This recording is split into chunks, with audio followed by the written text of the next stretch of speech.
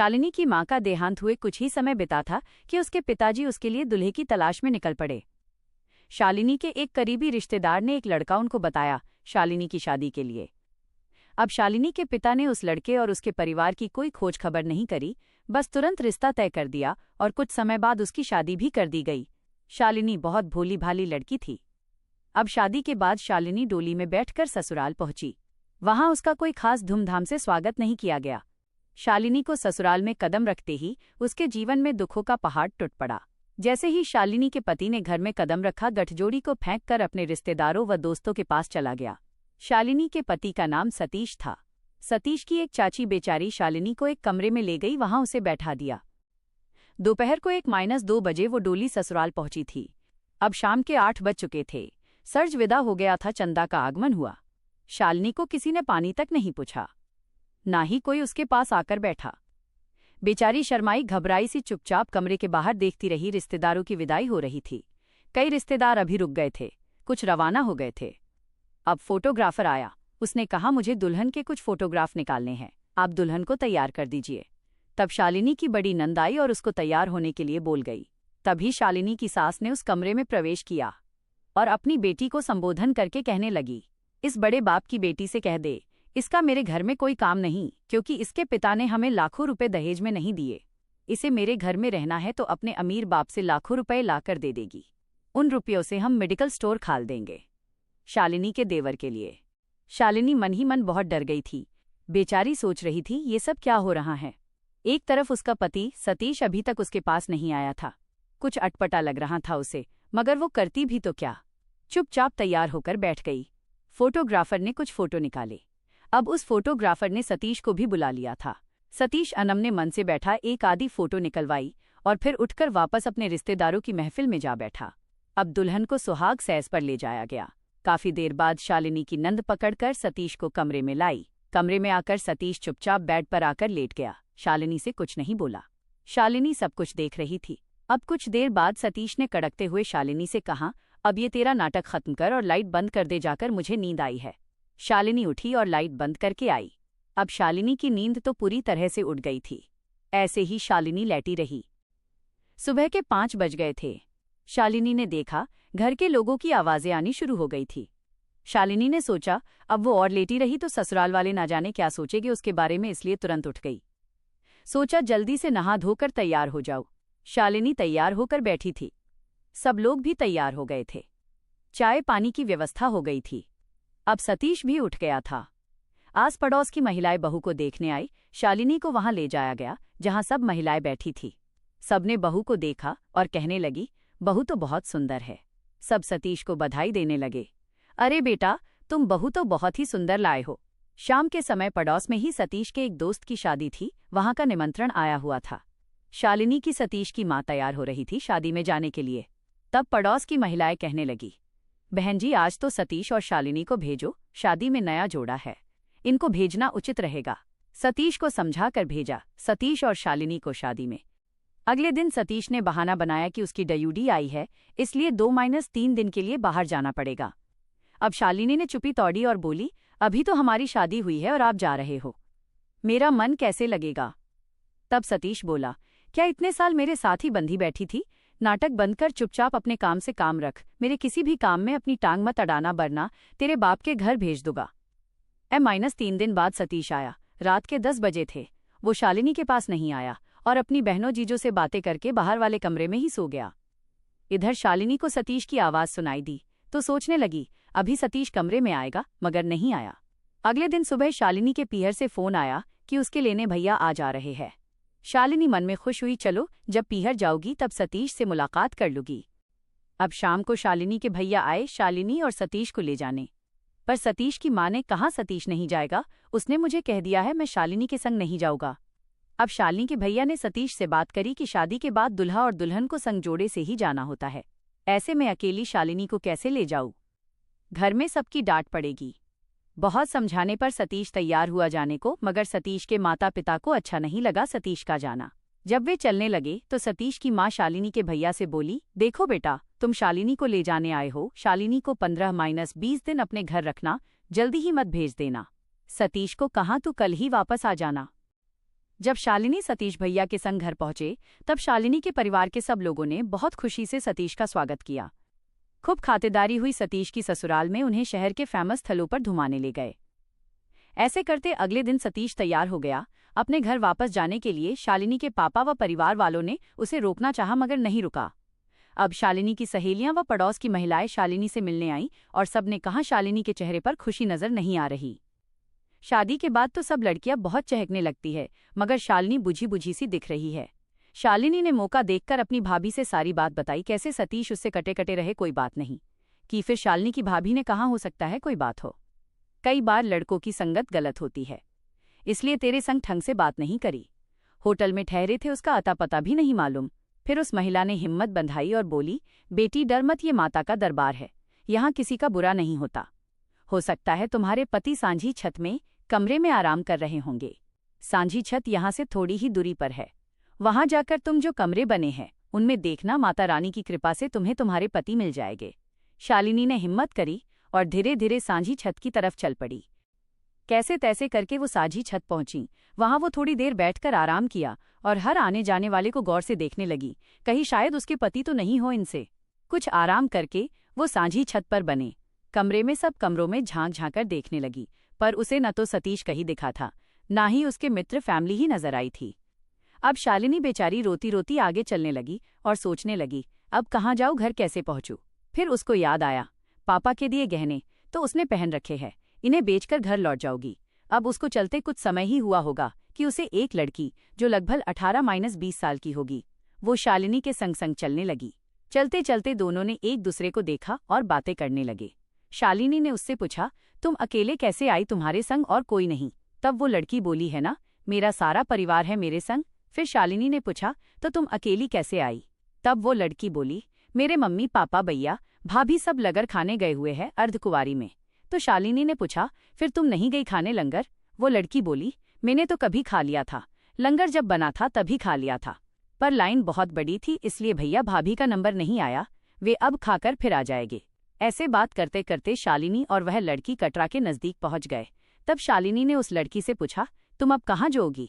तब वो बोली, मैं होटल में जाऊंगी। शालिनी ने पूछा, तुम्हें तुम्हारे होटल का ध्यान है क्या? वह बोली, हाँ, मुझे यहाँ के सभी होटल की जानकारी है। शालिनी उससे कहने लगी, मुझे तो उस होटल का नाम नहीं पता जहाँ मुझे जाना है। तब वो लड़की बोली, तुम चिंता मत करो, माता रानी है ना तुम्हारे साथ, तुम उनके दर्शन करके आई हो, जरूर तुम अपने होटल पहुंच जाओगी। इतना कहते ही वो लड़की एक गली की तरफ इशारा करके बोली, देखो तुम्हारा होटल तो आ गया। शालिनी को तो पहचान में नहीं आ रहा था, इसलिए वो बोली, मुझे तो समझ नहीं आ रहा कौन सा होटल है। तब वो लड़की बोली, तुम्हारा होटल वो सामने 2-3 होटल छोड़कर जो सामने दिख रहा वही है। शालिनी थकी हुई थी, उसे इतना भी ध्यान नहीं रहा कि एक अनजान लड़की को ठीक उसके होटल और उसके कमरे के बारे में सही ज्ञान कैसे हुआ। शालिनी थोड़ा आगे गई, उसे समझ आ गया अपना होटल। फिर उसकी समझ में कुछ आया, उस लड़की की तरफ देखा, पता नहीं वो लड़की कहाँ गायब हो गई।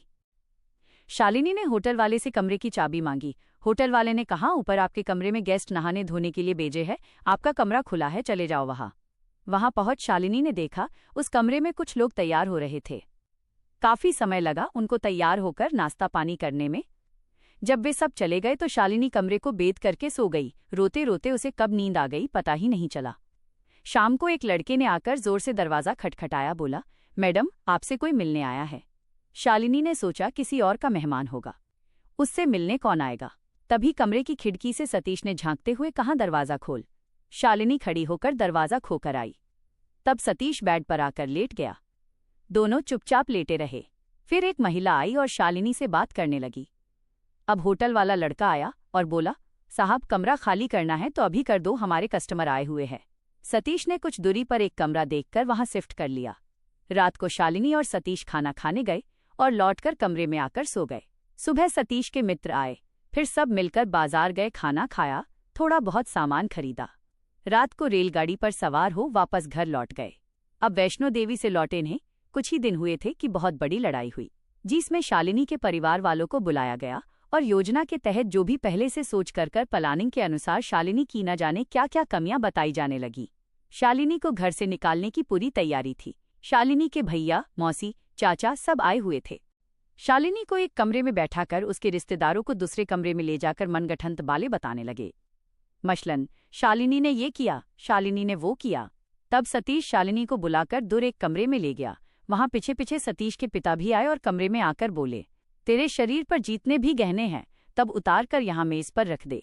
पर शालिनी कहने लगी, क्यों, कोई बात हुई है क्या? इतने में सतीश गुस्से से शालिनी से बोला, तेरे को एक बार बोला समझ नहीं आता, चुपचाप रख दे तेरे सारे गपने उतारकर। तब शालिनी ने वे गहने उतारकर मेज पर रख दिए।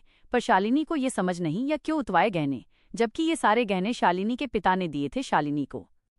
मगर शालिनी ने उनके कहने पर सब गहने रख दिए और सतीश के पिता ले जाकर वो गहने शालिनी के परिवार वालों के सामने रखकर बोले, ये देखो, अब आप खुद ही देख लो, कितनी बदतमीज है तुम्हें बेटी, मेरे मुंह पर गहने मारकर फेंक दिए।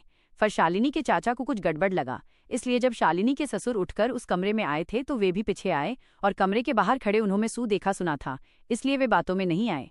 फिर दिन भर की बहस के बाद शालिनी के रिश्तेदारों ने कहा, ठीक है, अभी तुम्हारे घर का माहौल गरमाया हुआ है, इसलिए शालिनी को कुछ दिनों के लिए पीहर भेज दो।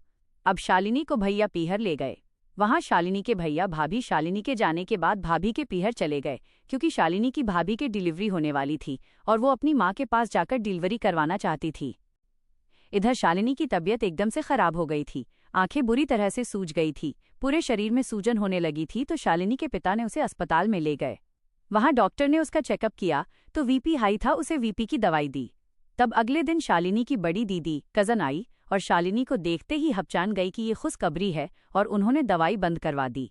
इसके 3-4 दिन बाद ही सतीश वहां आया तो उसे इस खुशखबरी बताई। तब सतीश कहता, अभी घर नहीं जाना कुछ दिन और यही रहो, जब पापा लेने भेजेंगे तब लेने आऊंगा, अभी तो किसी को घर में बताकर नहीं आया। सतीश के एक दोस्त के रिश्तेदार के यहाँ मिलने आए थे सतीश और उसका दोस्त, इसलिए वो घर आया था। अगले दिन सतीश वापस लौट गया। शालिनी के भतीजा हुआ, उसकी खुशी में पार्टी रखी। तब सतीश भी आया था और सबके समझाने पर शालिनी को संग ले गया था।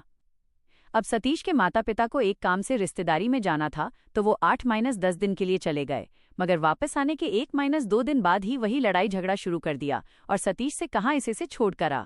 सतीश उनके कहने पर छोड़ने चला गया। इस तरह शालिनी की डिलीवरी होने तक वही रखा। शालिनी ने कई बार फोन भी किया वापस जाने के लिए, मगर हर बार सतीश टाल देता। न तो सतीश खुद फोन करता था, ना ही लेने आता था। शालिनी फोन करती कभी तो बस हाँ हूं करके काट देता था। अब वो दिन आया जब शालिनी ने एक प्यारे से बेटे को जन्म दिया। तब सतीश आया था और उसी दिन बेटा पैदा होते ही वापस लौट गया।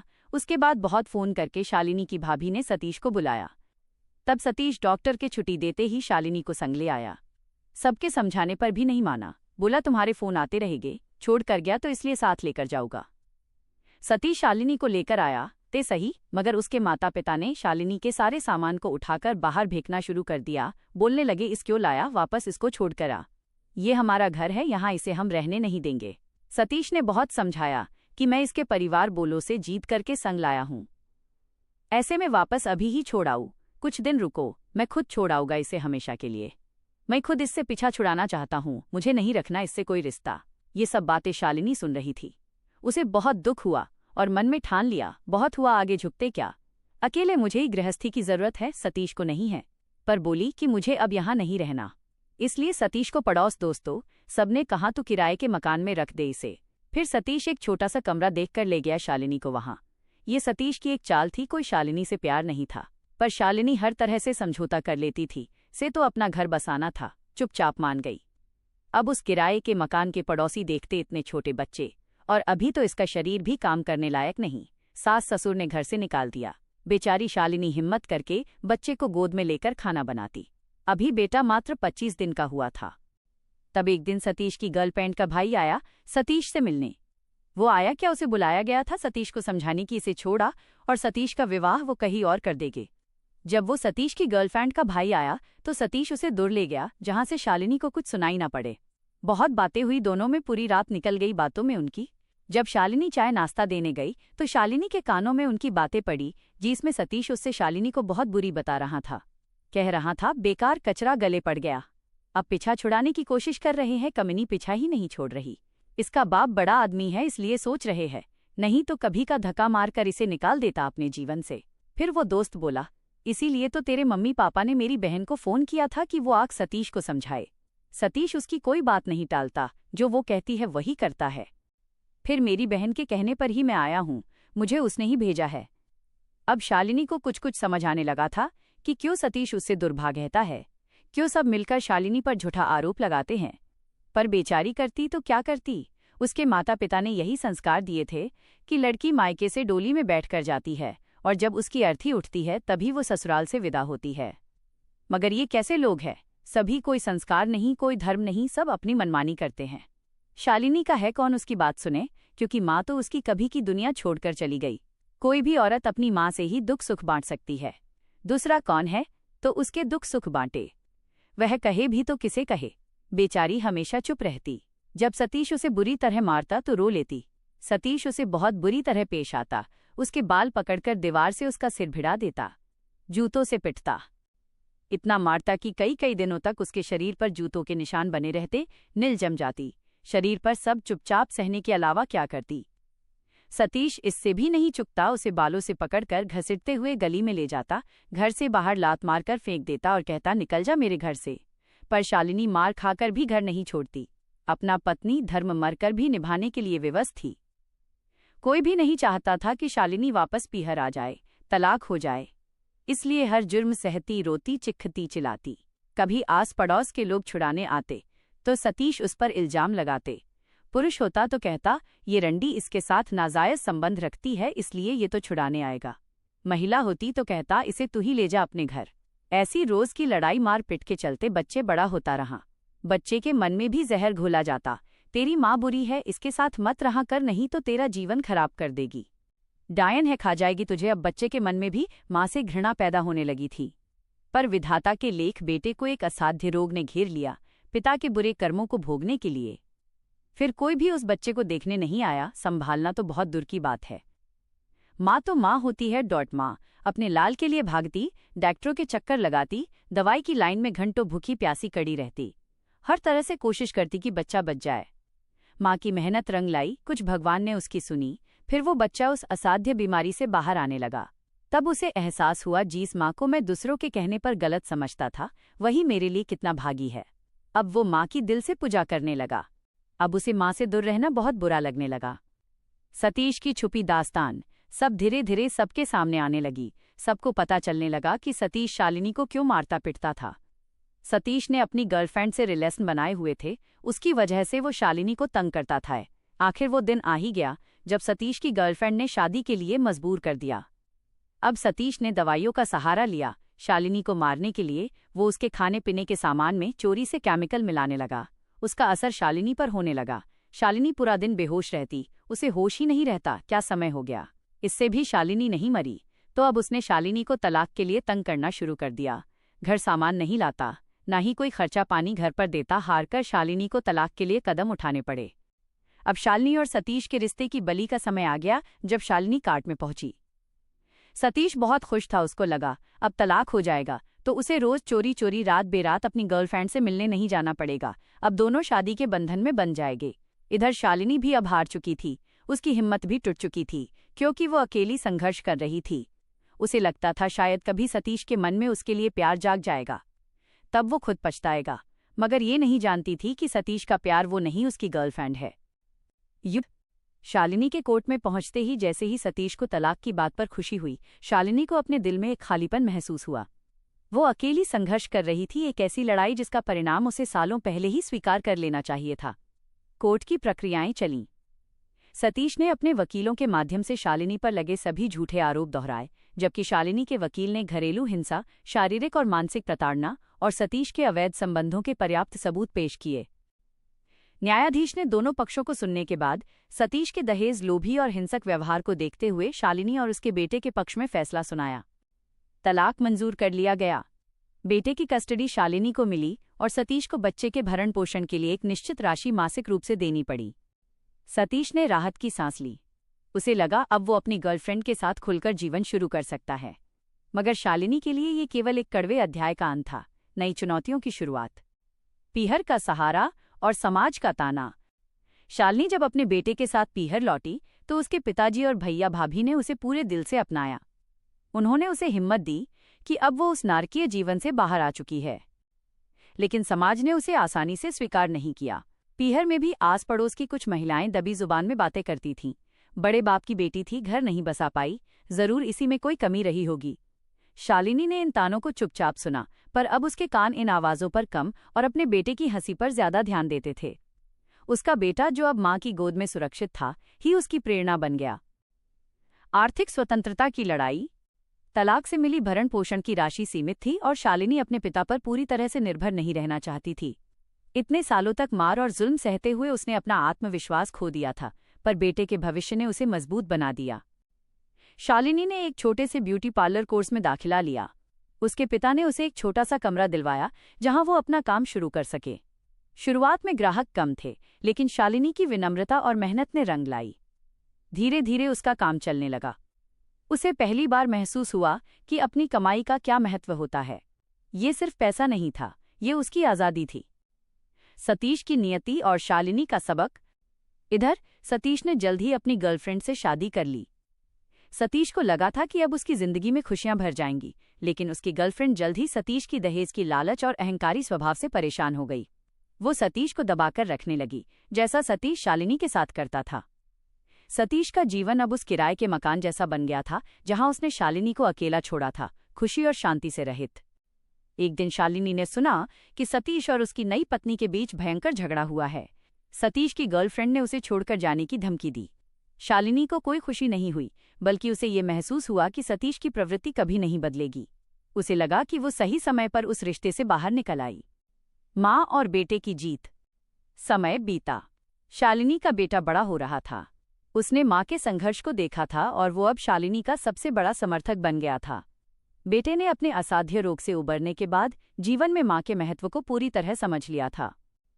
शालिनी ने अब पूरी तरह से समाज के उन रूढ़िवादी संस्कारों को त्याग दिया था कि स्त्री को अपनी अर्थी ही ससुराल से उठानी चाहिए। उसने महसूस किया कि उसका असली पत्नी धर्म किसी हिंसक रिश्ते को खींचना नहीं, बल्कि आत्मसम्मान के साथ जीना और अपने बेटे का भविष्य संवारना था। शालिनी ने अपने ब्यूटी पार्लर को एक बड़े सैलून में बदल दिया और वो आसपास की उन महिलाओं के लिए प्रेरणा बन गई जो बुरे वैवाहिक जीवन में फंसी थीं। वह उन्हें कानूनी और भावनात्मक सहायता देती थी। शालिनी अब बेचारी नहीं थी। वो एक संघर्षशील स्वाभिमानी माँ थी जिसने अपने लिए और अपने बेटे के लिए एक नया जीवन बनाया था। तलाक उसके जीवन का अंत नहीं, बल्कि एक मजबूत शुरुआत साबित हुआ। शालिनी को तलाक देने के बाद सतीश ने अपनी गर्लफ्रेंड से शादी कर ली। सतीश बहुत खुश था और उसे लगा था कि अब सब ठीक हो जाएगा, पर उसकी ये खुशी बस कुछ दिन की ही थी। सतीश की नई पत्नी शालिनी की तरह भोली और चुप रहने वाली नहीं थी। जब सतीश के माता पिता ने फिर से दहेज और ज्यादा पैसों की मांग की, तो नई बहू ने सीधा और कड़ा मना कर दिया। सतीश ने शालिनी की तरह उस पर गुस्सा किया और मारने पीटने की कोशिश की, तो नई पत्नी ने तुरंत पलटकर जवाब दिया और धमकाया कि वो पुलिस बुलाएगी। उसे जल्द ही समझ आ गया कि वो इस पत्नी के साथ शालिनी जैसा व्यवहार नहीं कर पाएगा। सतीश के घर में अब रोज झगड़े होते थे। सास और बहू में बिल्कुल नहीं बनती थी। सतीश को अब कोई शांति नहीं मिली। वह परेशान रहने लगा। उसे समझ आ गया कि उसका ये रिश्ता भी काम नहीं करेगा। कुछ ही महीनों बाद सतीश की नई पत्नी ने उसे छोड़ दिया। उसने सतीश से तलाक लिया और अपने भरण पोषण के लिए सतीश से एक बड़ा पैसा मांगा, जो उसे देना पड़ा। इस तरह सतीश का नाम 2 बार तलाकशुदा व्यक्ति के रूप में खराब हो गया। सतीश के माता पिता ने देखा कि उनके बेटे का घर उनके लालच और दबाव के कारण 2 बार टूटा। उन्हें एहसास हुआ कि शालिनी एक अच्छी बहू थी, जिसे उन्होंने दहेज के कारण खो दिया। सतीश अकेला रह गया। उसका बेटा भी माँ के पास था। सतीश के पास पैसा था, पर परिवार और खुशी नहीं थी। इस तरह झूठ, लालच और हिंसा से घर नहीं बनता। सतीश और उसके परिवार को उनके बुरे व्यवहार का सीधा नतीजा मिला।